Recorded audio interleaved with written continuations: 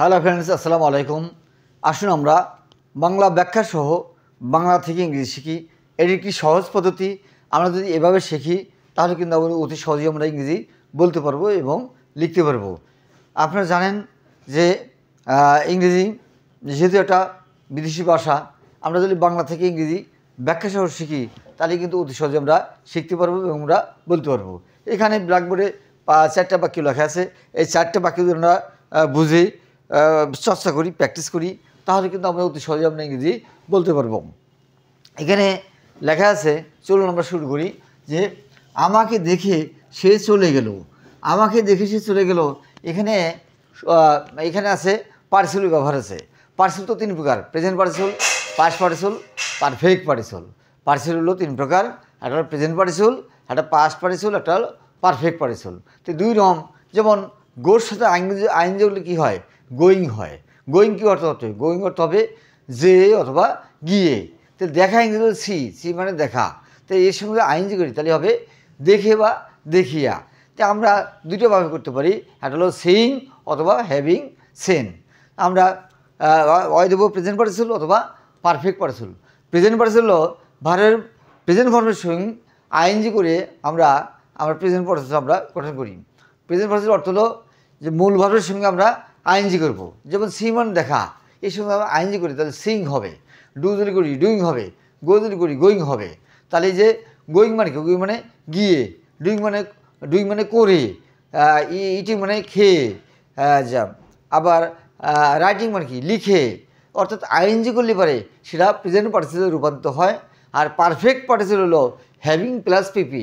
এই হ্যাভিং গান হইতে পারে, হ্যাভিং ডান হইতে পারে, হ্যাভিং সিন হইতে পারে, হ্যাভিং ইটেন হইতে পারে, হ্যাভিং লস্ট হইতে পারে, হ্যাভিং বিন হইতে পারে। এই যে আমরা পার্টিসিপল ব্যবহার, পার্টিসিপল মূলত আছে 3 প্রকার: একটা present participle, past participle, perfect participle. আর পার্টিসিপল কাকে বলে? ভার্বের প্রেজেন্ট ফর্মের সহিত আইএনজি যুক্ত ফর্ম যখন একসঙ্গে ভার্ব এবং অ্যাডজেক্টিভের কাজ করে তাকে বলা হয় পার্টিসিপল। এই পার্টিসিপল 3 প্রকার। একটা প্রেজেন্ট পার্টিসিপল। প্রেজেন্ট পার্টিসিপল দ্বারা কাজটা অসমাপ্ত বোঝায়, কাজটা চলমান বোঝায়। যেমন এখানে আছে আমাকে দেখে সে চলে গেল। তাহলে আমরা কি বলবো? এখানে আমরা প্রেজেন্ট পার্টিসিপল ব্যবহার করব সিইং মি। আমরা বলবো SEEING, সিইং মি। হ্যাঁ, আমাকে দেখিয়া। হ্যাঁ, he went away. He went away. He went away. আমরা যদি লিখি হ্যাভিং সিন মি, এর হলো প্রেজেন্ট পার্সন লিখছি। এখানে সিইং মি এর পরিবর্তে আমরা যদি লিখি হ্যাভিং সিন মি, এটাও কিন্তু কারেক্ট হবে যে having seen me he went away. তাহলে হবো পারফেক্ট পার্সন। আমি লিখছি প্রেজেন্ট পার্সন সিইং মি অথবা হ্যাভিং সিন মি, এটাও লেখা যাবে। নেক্সট, বইটি পড়ে, এরাও প্রেজেন্ট পার্সন ব্যবহার। বইটি পড়ে আমি অনেক কিছু জানতে পেরেছি। বইটি পড়ে আমি অনেক কিছু জানতে পেরেছি। পড়ে ইংরেজি কি? পড়া হলো রিড। এর সঙ্গে আইএনজি করি তাহলে হবে প্রেজেন্ট পার্টিসিপল। তাহলে রিডিং দ্য বুক হতে পারে, হ্যাভিং রেড দ্য বুক হতে পারে, হ্যাভিং রেড দ্য বুক হতে পারে, অথবা রিডিং দ্য বুক হতে পারে।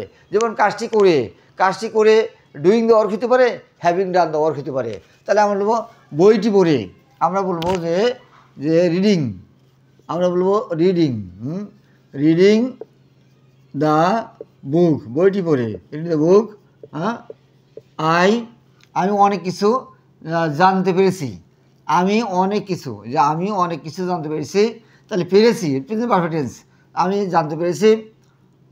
তাহলে I have come to know মানে জানতে পারে। I have come to know many things. অনেক কিছু, মেনি থিংস। এখানে বলছে যে বইটি পড়ে আমি অনেক কিছু জানতে পেরেছি। রিডিং দ্য বুক, বইটি পড়ে, অথবা having read the book I have come to know, আমি জানতে পেরেছি I have come to know many things. অথবা having read the book I have been able to know many things. Next, ক্লান্ত হয়ে সে তাড়াতাড়ি ঘুমিয়ে পড়লো। এইখানে ক্লান্ত হয়ে, এরাও প্রেজেন্ট পার্টিসিপল ব্যবহার আছে। বিং টায়ার্ড হইতে পারে, হ্যাভিং বিন টায়ার্ড হইতে পারে। আমরা পারফেক্ট পার্টিসিপল করব যে ক্লান্ত হয়ে। হ্যাভিং আমরা বলবো, এই দেখেন আমরা লিখছি হ্যাভিং, বিআইজি হ্যাভিং তো পারফেক্ট পার্টিসিপল গঠন কি হ্যাভিং এর পরে হ্যাভিং বিন হ্যাভিং প্লাস পিপি বিনটা হলো আমি যারা পিপি হলো বিনটা হইয়া হ্যাভিং বিন আমরা বলবো having been tired TIR having been tired হ্যাঁ he went to bed early he went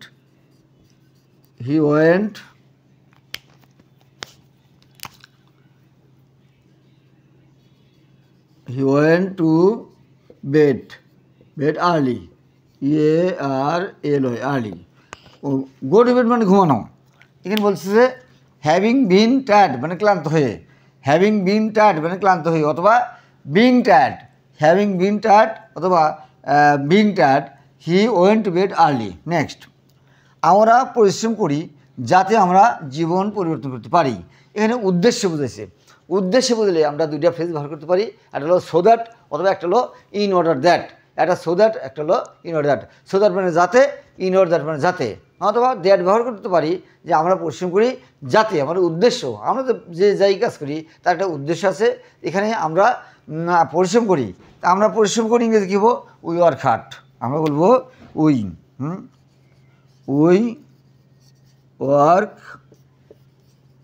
hard যাতে ইংরেজি কি সো দ্যাট অথবা in order that so that আমরা জীবন পরিবর্তন করতে পারি আমরা উই ক্যান চেঞ্জ